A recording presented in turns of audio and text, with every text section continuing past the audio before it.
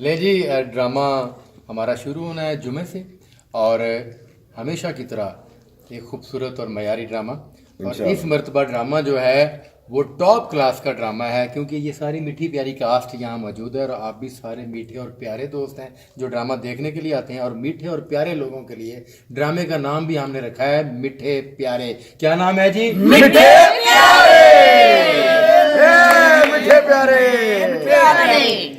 लीजिए नाजरीन, तो हमारे ड्रामे का नाम तो आपको पता चल ही चुका होगा कि हमारे ड्रामे का नाम क्या है। उसमें प्यारे प्यारे आर्टिस्ट हैं। हमारी एक और प्यारी हीरोइन आफरीन जी।